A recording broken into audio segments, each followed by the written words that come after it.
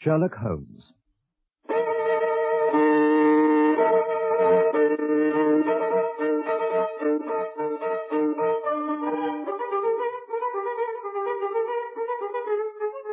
We present Barry Foster as Sherlock Holmes and David Buck as Dr. Watson in a new dramatization of the short stories by Sir Arthur Conan Doyle.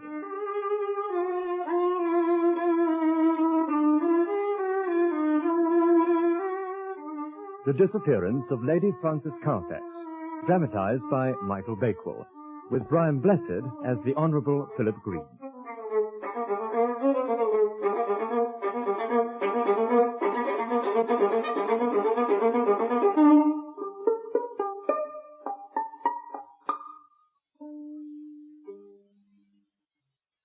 But quite Turkish. Turkish? But my boots are English, Holmes. I got them at Latimer's in Oxford Street. Not your boots, Watson, the bath. But you were staring at my boots. Why the relaxing and expensive Turkish bath, rather than the invigorating homemade article? Oh, because for the last few days I've been feeling rather rheumatic. My old war wound, I suppose. But how can you tell that I have visited a Turkish bath by looking at my boots? It's childishly simple. You're in the habit of doing up your boots in a certain way. Today they are tied in an elaborate double bow, which is not your method at all. Ah. Someone, therefore, has tied them for you. A bootmaker or the boy at the bath. Your boots are nearly new, so what remains? The bath. But if I cannot suggest a cure for your rheumatism, I can propose a diversion. What is that? A trip to Lausanne, with first-class tickets and all expenses paid on a princely scale. Splendid, but why? One of the most dangerous classes in the world, Watson, is the drifting and friendless woman. She is the inevitable inciter of crime in others. She has sufficient means to take her from country to country and from hotel to hotel. She is a stray chicken in a world of foxes. And when she's gobbled up, she's hardly missed.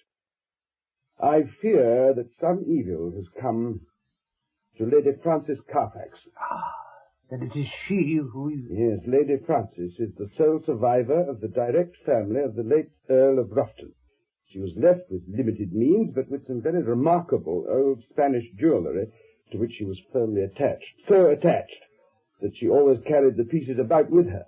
A beautiful woman, Watson, still in fresh middle age, and yet, by a strange chance, the last derelict of what 20 years ago was a goodly fleet. But what has happened to her? That's our problem. For the past 4 years, it has been her invariable custom to write every second week to Miss Dobney, her old governess, who lives in Cornwall. Nearly 5 weeks have now passed since her last letter from the Hotel National at Lausanne. She seems to have left there and given no address. But surely she had other correspondence besides her old governess. There's her bank, Watson. Single ladies must live, and their passbooks are compressed diaries. The last cheque but one paid her bill in Lausanne, but it was a large one and probably left her with cash in hand. Only one cheque has been drawn since. To whom and where? To Miss Marie de Vigne. It was cash at the Crédit Lyonnais in Montpellier, less than 3 weeks ago. And who is Miss Marie de Vigne? That, at least, is no problem. She was the maid of Lady Frances Carfax. Ah. Why she should have paid her this cheque, we have not yet... I have no doubt, however, that your researches will clear the matter up. My researches? When you visit Lausanne. For your health. Well, you know I cannot possibly leave London while old Abraham is in such mortal terror of his life. Besides, on general grounds, it's best that I should not leave the country. Scotland Yard feels lonely without me. And it causes an unhealthy excitement among the criminal classes. Go then, my dear Watson, and if my humble counsel could ever be valued at so extravagant a rate as twopence a word, it awaits your disposal night and day at the end of the Continental Telegraph. Ah, Monsieur Watson, she seemed not to have a care in the world. I thought Lady Carfax was going to stay for the whole season. And then to leave like that, with only one single day's notice, I was desolated. But of course, I had no alternative but to charge her for a week's rent. And this Mary Devine, can you tell me anything about her? The maid of Lady Carfax. She was most popular with everyone in the hotel, particularly with Jules. Jules Vibar, one of my head waiters. They were affianced. I will ring for him. There is one other matter, Monsieur Mosey, on which you can perhaps throw some light. I believe that Lady Frances had some particularly valuable pieces of jewellery with her. Not to my knowledge, monsieur. At least she never asked me to deposit anything for her in the hotel safe. But I do remember that one of the maids mentioned a heavy trunk in a bedroom that was always closed with a key. It was just gossip, you understand. Entrez. Monsieur Mosey? Jules, this is an English gentleman, Monsieur Watson, who is making inquiries about Lady Carfax. It seems she has disappeared. I was hoping that you might be able to explain the reason for her sudden departure from Lausanne. C'était le sauvage. Forgive me, monsieur. There was this Englishman, very tall, with a big black beard. He surprised her one day by the lake. He came to the hotel. He was most persistent, but she would not talk to him. I think she was frightened of him. Excellent. Monsieur? Now, Monsieur Vibar, I understand that you were closely acquainted with Lady Frances Carfax's maid, Mademoiselle Devine. Oui, monsieur. Can you suggest any reason why she should have left her ladyship's service? Monsieur, it's not for me to say. Forgive me, monsieur, but if you wish to know about that, you should go to Montpellier. I will give you her address. Thank you. I understand. There is one thing I can tell you, monsieur. Oh, what's that? Where Lady Carfax went after she left here. Splendid. She was very secretive about it. I think she did not want that big bearded fellow to follow her. But she went to Baden, in Germany.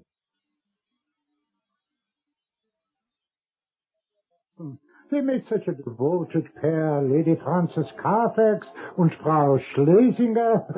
Every day they would sit together on the veranda with the good Herr Doctor, studying a map of the Heilige Land.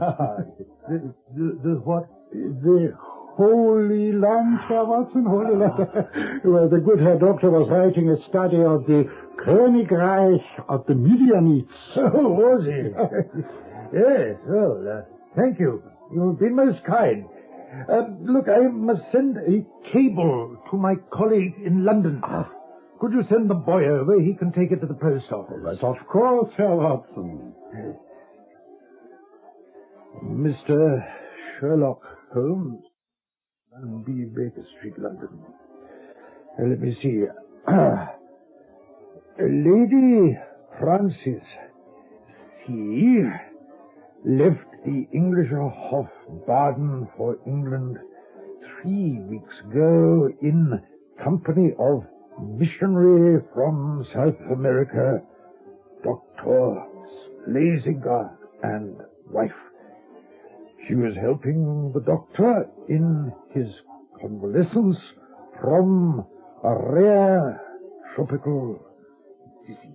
Herr Watson, entschuldigen Sie mich. Well, I have remembered something else. Oh, what's that? You are not the only person making inquiries after Lady Carfax. Only last week there was a man here. No, an Englishman with a big black beard. Exactly, Herr Watson. A huge bearded man with wild eyes. That is most important. I must leave tomorrow morning. Would you be so kind as to arrange a railway ticket for me to Montpellier? It shall be done, Herr Watson. But center of whole mystery is vast bearded Englishman of whom I spoke in my last cable. He is pursuing her with relentless vigor.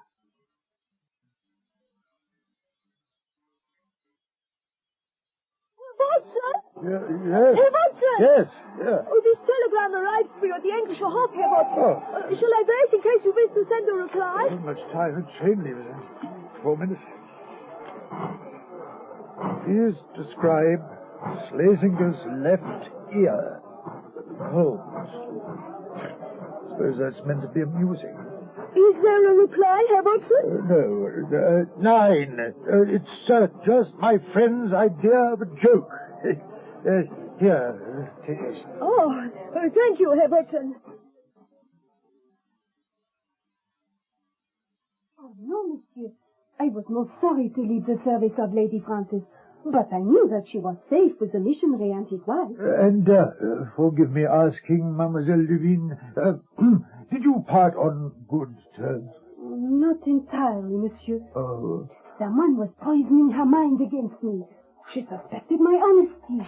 She questioned me about money. I had been with her for 4 years. I was going to marry Jules, so sooner or later I would have had to leave her.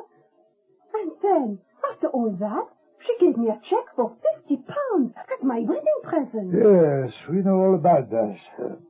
Now then, my dear, what can you tell me about a mysterious bearded Englishman who came to Lausanne in search of Lady Frances? Oh, she feared him. He was a fierce and terrible man. I don't know what mysterious power he had over her, but... Oh! What is it? He's there! He's there in the street, monsieur! Good heavens, you don't say so. He must be looking for me! Oh, help me, monsieur! Yes, I shall confront the scoundrel instantly.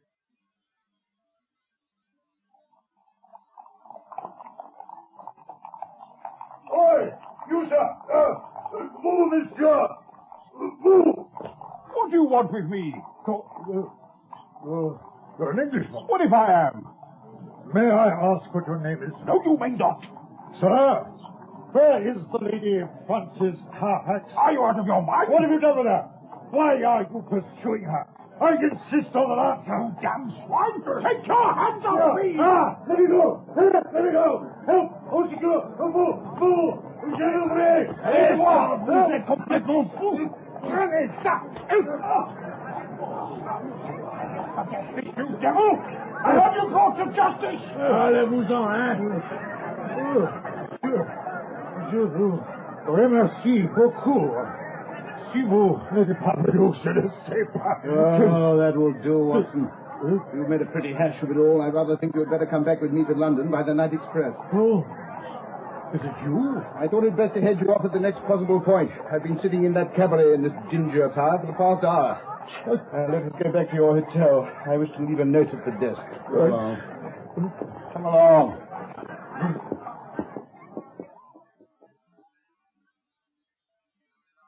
Your investigation has at least been consistent in one respect. I cannot recall any possible blunder which you have omitted. The total effect of your proceedings has been to give the alarm to everyone, and yet to discover nothing. Perhaps you could have done better. There is no perhaps about it. I have done better. Enter. But this is the man who attacked me. It was you who attacked me, sir. I had your note, Mr. Holmes, and I have come. But what has this man to do with the matter? This is my old friend and associate who is helping in this affair, Dr. Watson. May I present the Honourable Philip Green? Dr. Watson? Oh, my apologies, sir. When I heard you speak of Frances like that, I quite lost control. The fault was mine. And equally mine. Now, Mr. Holmes, your note said that you were investigating Frances' disappearance for old Susan Dobney. Indeed. Miss Dobney remembers you very well, Mr. Green. It was in the days before you found it better to go to South Africa. Yes, I can see I need hide nothing from you, Mr. Holmes. I love Frances Carfax as no man ever loved woman. But she would have none of me. I was wild. I had knocked around the world, and she was as pure as snow. And yet, Mr. Holmes, she loved me well enough to stay single all these years. While you were in Africa? Yes, I made a fortune there. I heard that she was still unmarried. Thought that the years might have changed her attitude toward me. I returned and traced her to Lausanne. She softened a little at first, but her will was too strong. She fled to Baden. I reached there too late. But then I heard that her maid was living in Montpellier. But for God's sake, Mr. Holmes, tell me what has become of her. That is to find out. Now, what is your London address, Mr. Green? The Langham Hotel will find me. Then may I recommend that you return there and be on hand in case I should want you. Here's my card. Watson and I will return to London by the night express, where I hope news will be awaiting us. Telegram, Holmes. What does it say? Jagged or torn? What on earth can that mean? Everything. You remember my telegram to you about the missionary's left ear? Yes. I thought it was one of your jokes. Yeah. Fortunately, I sent a duplicate to the manager of the Englischer Hof. But what does it show? It shows, my dear Watson, that we're dealing with an exceptionally astute and dangerous man. The Reverend Dr. Schlesinger is none other than Holy Peters, one of the most unscrupulous rascals that Australia has ever evolved. His ear was badly bitten in a saloon fight in Adelaide in '89. Hence my telegram. But what made you suspect that it was he? His particular speciality is the beguiling of lonely ladies by playing upon their religious feelings. And his so-called wife, an Englishwoman called Fraser, is a suitable helpmeet. They will stick at nothing, Watson. That Lady Frances is already dead is very possible. If not, she's undoubtedly in some sort of confinement. Now, all my instincts tell me that she's in London, and as we have at present no possible means of telling where, we can only take the obvious steps, possess ourselves in patience, and wait for Mrs. Hudson to serve dinner. Mr. Holmes, is there nothing further we can do? A practiced rogue like Holy Peters can vanish among the crowded millions of this city as if he had never lived, Mr. Green. Lestrade has all his available men on the case at Scotland Yard. My own small force of Baker Street irregulars is scouring the capital. Every criminal resort which Peters might approach is closely watched. See who it is, Watson. Be a good chap.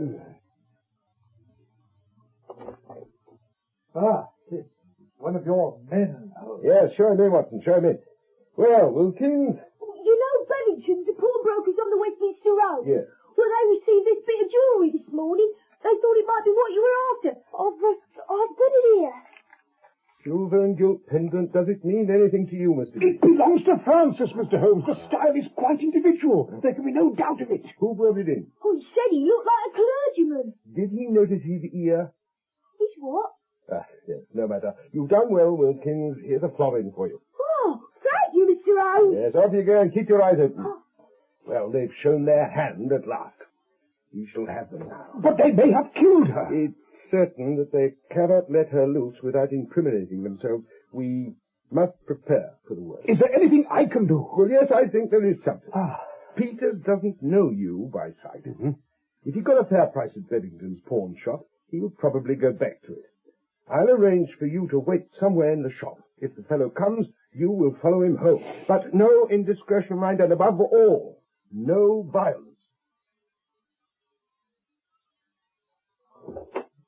Mr. Holmes, we got them, I'm sure of it. Yes? It was a woman this time. The pendant she brought was the fellow of the other. She's tall and pale, eyes like a fairy. That is Our Lady. When she left the shop, she went up the Kennington Road. I followed her. She went into an undertaker's, Mr. Holmes. Well? I went in after her. She was talking to the woman behind the counter. It is late, I heard her say. The woman replied that it should be there soon. It took longer being out of the ordinary, she said. They both stopped and looked at me. I asked some question and left the shop. You did excellently well. I followed the woman back to 36 Pulteney Square, Brixton.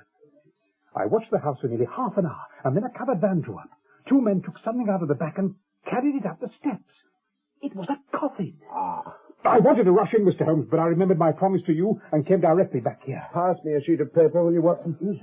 We can do nothing without a warrant, and you can best serve the cause, Mr. Green, by taking this note down to Inspector Lestrade at Scotland Yard. But they may murder her in the meantime, if she's not dead already. We'll do what we can. Not a moment will be lost. Watson and I will leave for Pulteney Square straight away.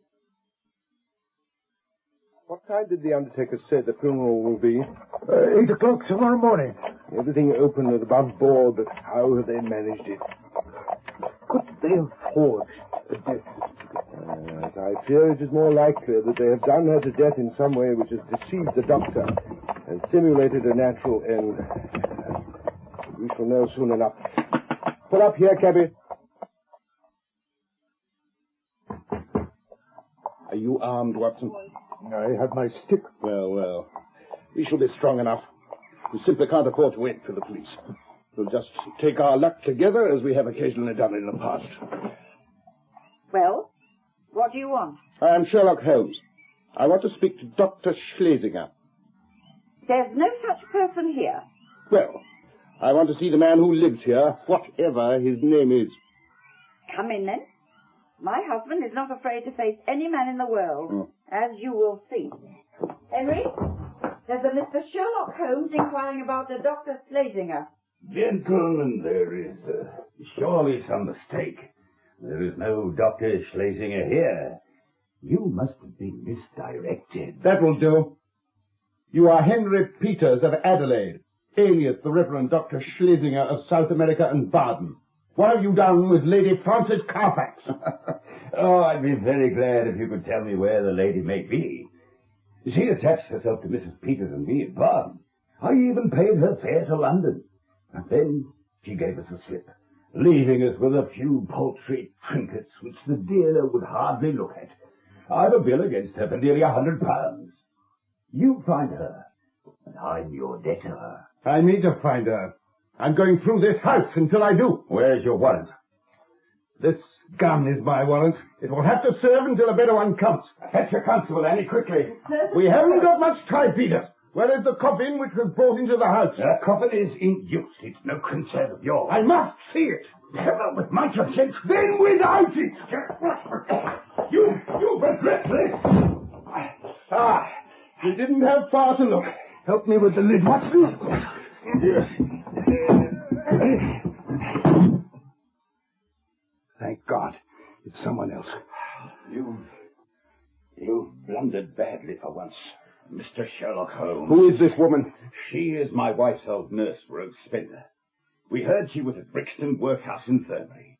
We brought her round here, called in Dr. Hersom of 13 Furbank Villas, mind you take the address, Mr. Holmes, and had her carefully tended as Christian folks should. After 3 days, she died of senile decay.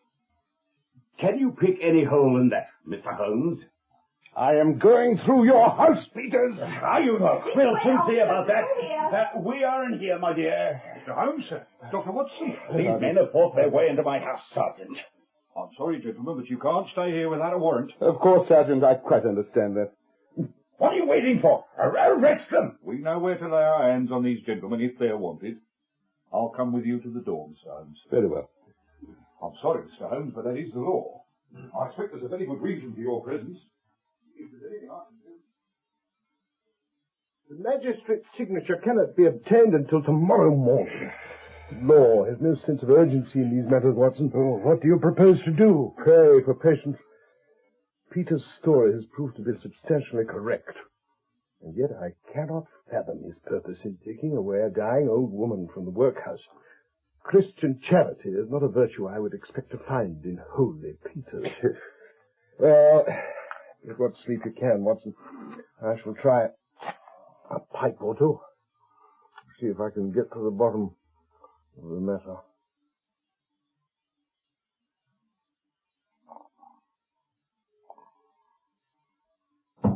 What?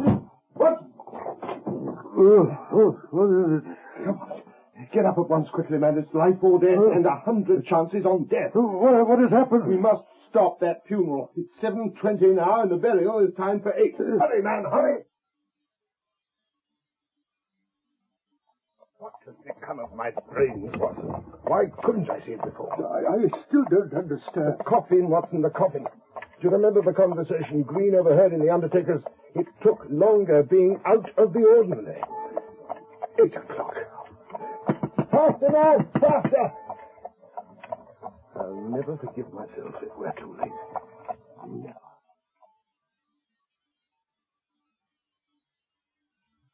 It is, Mr. Davies. Simply does it. It's such a heavy coffin for such a frail old lady, Mr. Nightingale. Aren't you hurrying, Mr. Nightingale? We're late enough as it is. We mustn't be hurrying, Mr. Peters. He wouldn't be decent. She's past the cares of time. Take back that coffin! Take it back into the house! What the devil do you mean? Take no notice of him. He has no warrant. The warrant is on its way. The coffin will remain in the house until it comes. Do as he says, Mr. Timmins. Take the coffin back upstairs.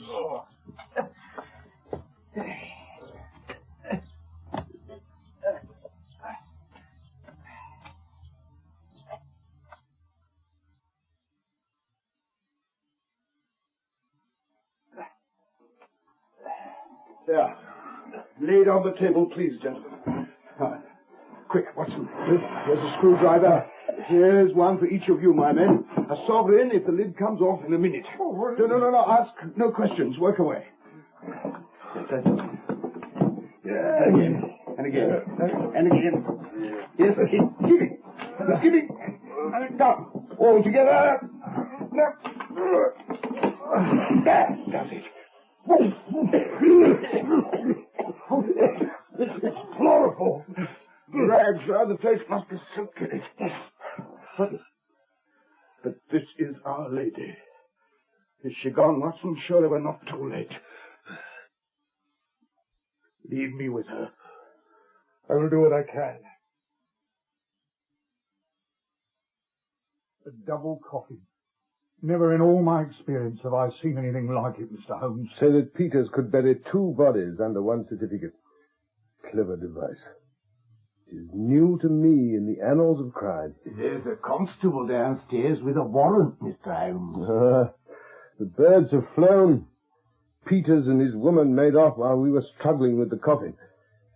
If our ex-missionary friends escape the clutches of Lestrade, I shall expect to hear of some brilliant incidents in their future career. Well, Watson, Lady Frances will live. I think we should send a message to our friend at the Langham Hotel. He will best know how to take care of her. An excellent notion. Well, Mr. Nightingale, I think you can proceed now with your funeral. The poor old woman in that coffin can go to her last resting place alone.